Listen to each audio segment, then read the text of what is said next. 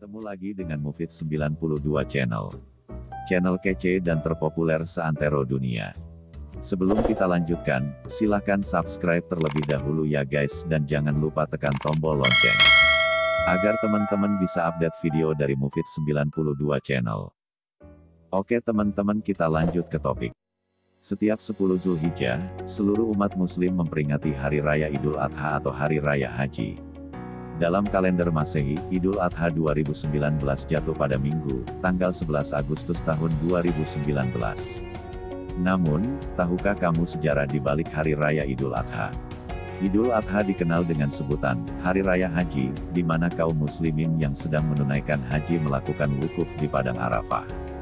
Mereka semua memakai pakaian serba putih yang disebut pakaian ihram. Pakaian ini melambangkan persamaan akidah dan pandangan hidup, mempunyai tatanan nilai yaitu nilai persamaan dalam segala segi bidang kehidupan. Tidak dapat dibedakan antara mereka, semuanya merasa sederajat. Sama-sama mendekatkan diri kepada Allah yang Maha Perkasa, sambil bersama-sama membaca kalimat talbiyah. Di samping Idul Adha dinamakan Hari Raya Haji, juga dinamakan Idul Kurban, karena pada hari itu Allah memberi kesempatan kepada kita untuk lebih mendekatkan diri kepadanya. Bagi umat muslim yang belum mampu mengerjakan perjalanan haji, maka ia diberi kesempatan untuk berkurban, yaitu dengan menyembelih hewan kurban sebagai simbol ketakwaan dan kecintaan kepada Allah SWT. Perayaan Idul Adha yang disambut sukacita oleh umat Islam, ternyata menyimpan kisah yang menyedihkan sekaligus menginspirasi. Idul Adha adalah hari untuk memperingati ujian paling berat yang menimpa Nabi Ibrahim. Perayaan Hari Raya Idul Adha tidak lepas dari pemotongan hewan kurban. Syariat yang diturunkan kepada Nabi Ibrahim AS yang bersejarah tersebut. Asal mula kurban berawal dari lahirnya Nabi Ismail AS. Sewaktu Nabi Ismail mencapai usia remajanya Nabi Ibrahim AS mendapat mimpi bahwa ia harus menyembelih Ismail putranya. Dan mimpi seorang nabi adalah salah satu dari cara-cara turunnya wahyu Allah, maka perintah yang diterimanya dalam mimpi itu harus dilaksanakan oleh Nabi Ibrahim. Mimpi Nabi Ibrahim yang merupakan wahyu dari Allah itu tentu membuatnya gundah gulana. Namun, saking cinta dan taatnya pada Allah, ia dengan lapang dada mau menyembelih anaknya. Suatu hari, Nabi Ibrahim mendatangi Ismail untuk menyampaikan perintah Allah bahwa ia harus menyembelih putranya. Sungguh tak disangka, Ismail justru mengamini perintah dalam mimpi ayahnya tersebut.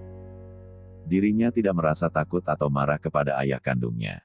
Hal tersebut dikarenakan mimpi itu merupakan wahyu dari Allah SWT. Mendengar jawaban dari anaknya, Nabi Ibrahim pun terkejut. Ia tak menyangka anak kesayangannya itu begitu ikhlas untuk menerima perintah Allah SWT. Namun, tak mudah bagi Nabi Ibrahim menjalankan perintah tersebut. Pasalnya, setan terus menggoda dirinya agar membatalkan perintah itu. Tapi usaha setan gagal. Begitu pula yang terjadi ketika setan menggoda Ismail, mereka juga mengalami kegagalan.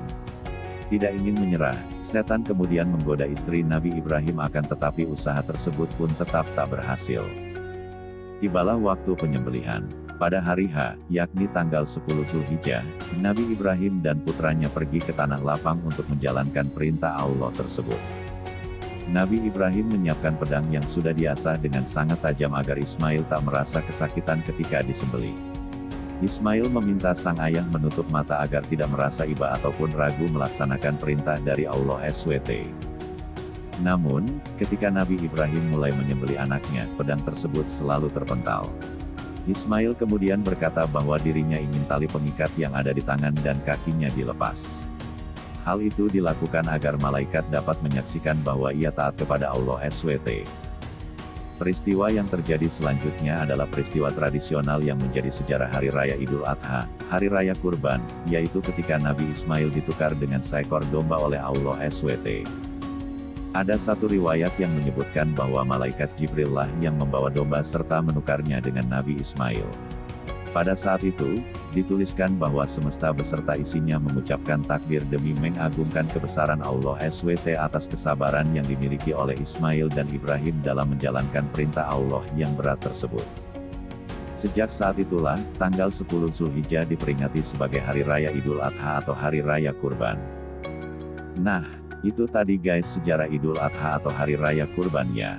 Jangan lupa sekali lagi untuk yang belum subscribe. subscribe, like, dan share.